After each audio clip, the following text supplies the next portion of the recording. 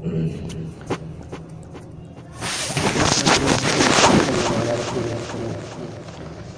کتاب او ترجمان السنه د علماء دیوبند ولوی عالم حضرت مولانا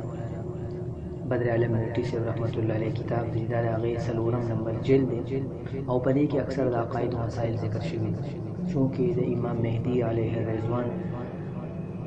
هم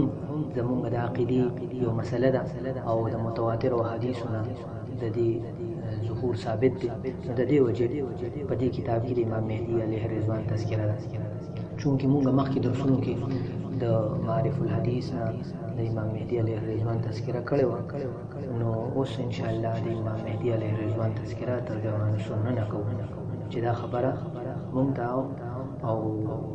زمونږ په واسطه نورو خلکو ته دا معلومه شي چې امام مهدي علیه الرضوان دی چې کوم دی نو د علماء دیوبند هم او زمونږ د هندوستان پاکستان علماو هم د دې تذکره کړې ده. نو د امام مهدي علیه الرضوان د سره متعلقه حدیثونو مخکې د دې مختصر حالات چې کوم په حدیثو کې راغلي دي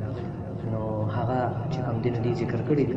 او دی د دې مبارکي د حضرت شاه ولی الله رحمت الله علیه زوی شاه رفیع الدین محدث دهلوی رحمت الله علیه رساله ده. نو د هغه رساله خلاصه ذکر کړی او دا حالات چې کوم روان دي او دا تطبیق کې نو دا د شاه صاحب خپل اجتهادي او نظر دی دا غي برانه اوس حقیقت دا نه دی چې دینه بدل. د امام مهدي علیه الرضوان نوم هغه بچ کوم دینو محمد وی او د مور نوم به فاطمه الزهرا وی او د دې قد او قامت په لکشان دنګ وی او بدن به چې کوم دینو لکشان غټ وی، رنگ به ډیر زیات کولې او ډیر زیات بدرنګ او مخ مبارک دی لیکلی دی چې مخ مبارک به د نبی کریم صلی الله علیه وسلم په شان دی. خدا خبره محل نظر ده، دا خبره درست نه ښکاري ځکه چې د امام مهدي علیه الرضوان مبارکي حدیث راځي چې یواطئ اسمه اسمي، چې د مهدي نوم به زما د نوم په شان وي او خلقه كخلق النبي، دا هغه اخلاق د نبی علیه السلام د اخلاق په شان وي، خو دا هغه شکل به د نبی علیه السلام د شکل په شان نه حدیث کی تارس او د دې تایید د یو بل روایت نه هم کیږي چې باغې کې دا راغلي دي چې د امام مهدي چې کوم دی نو دی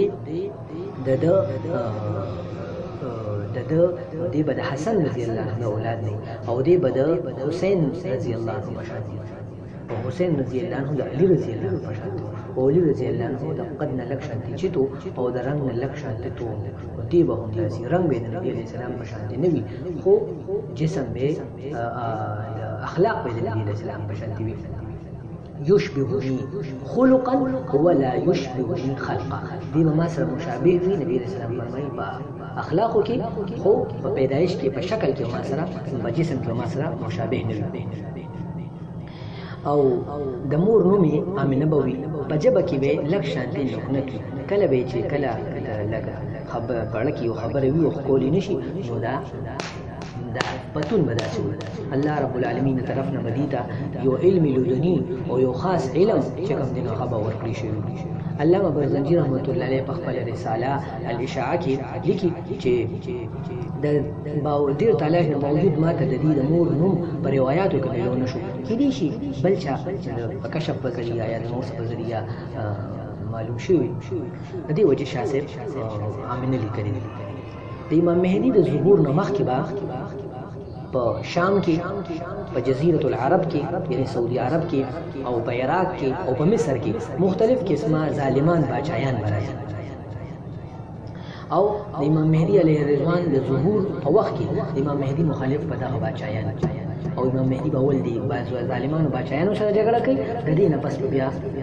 یورپ روم سره جګړه کوي لکه نن سبا یورپ. د امام مهدي د ظهور نه مخکې به د ابو سفیان په اولاد کې ابو سفیان په اولاد کې به یو کس پیدا کیږي چې هغه به نیکان خلک قتل کوي لکه نن سبا چې بشار څنګه خلک قتل کوي او د مختلف قسمه یعنی تعلقات په مصر کې په شام کې په عراق کې او دې بچ کم دې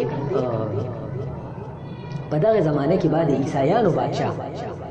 په د امام مهدي علیه رضوان ظهور نه مخکې په د عیسایانو یو بادشاه د مسلمانانو یو فرقې سره به جنګ کوي او بلې فرقې سره به صلح کوي. لکه نن سبا وګورئ لکه یو فرقې سره جنګ وکړو، لکه یمن سره جنگ کوي او بلې فرقې سره یعنې سعودي سره روغه ده. دغه رنګې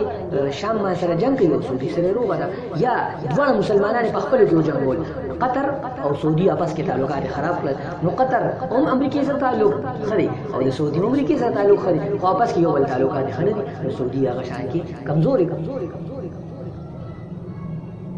او دغه رنګې د مسلمانانو چې کوم دی حالات په دغه زمانه کې یعنی داسې وي چې کمزوري وي. د دې وجې مسلمانانو با کافرانو سره د مسلمانانو او د کافرانو یو بل دشمن دی، د مسلمانانو د عیسایانو یو بل دشمن دی، د هغه دشمن خلاف په دې چې کوم دی یعنی جګړه کوي، د هغه بل دشمن خلاف د مسلمانان او یورپیان جګړه کوي. لکه نن سبا چې کوم دی په روس او خلاف مسلمانانو او یورپیانو هغه متفق شو او جګړه وکړه. بهرحال نو په دې صورتحال کې بعد چې کم دینو یعنی مسلمانان به وایي چې دا جنګ مونږ وګټو او عیسایان به وایي چې مونږ وګټو. د دې نه پس به چې کم دینو حالات خراب شي او خلک به عیسایان به جنګ وایي چې دا فتح مونږ وکړه او مسلمان وایي چې دا مونږ وکړه، نو د دې وخت کې به دوی به غنیمتونه تقسیم کړي، خو بیا به مسلمانان به د عیسایانو باندې حمله وکړي، دوی به هغې غوسه شي او واپس کې به جنګ شروع شي. لکه نن سبا والله اعلم چې لکه نن سبا اسامه چې کوم دینو حمله وکړه، جنګ وشو، روس بیله مسلمانانو او عیسایانو وګټله، بیا اسامه په ورلډ ټریډ سنټر باندې حمله وکړه، هغې غوسه شو او خپل مددګاران یې پوره کړه وغوښتو او مسلمانانو په افغانستان حمله وکړه او د مسلمانانو بادشاہ به شهید شي. بادشاہ اسلام شهید हो जाएगा، د مسلمانانو بادشاہ به شهید شي. لکه مختلف بادشاهان هغه چې کوم دی مړه شو او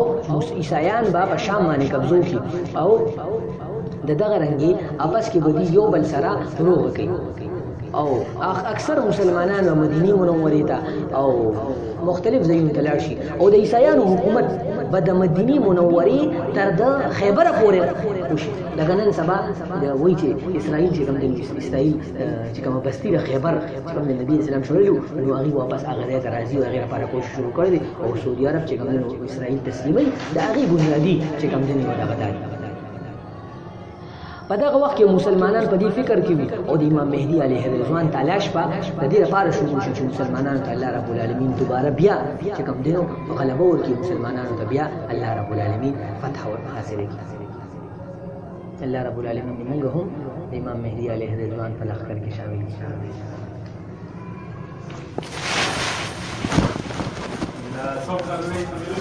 زه ګورم انشاءالله.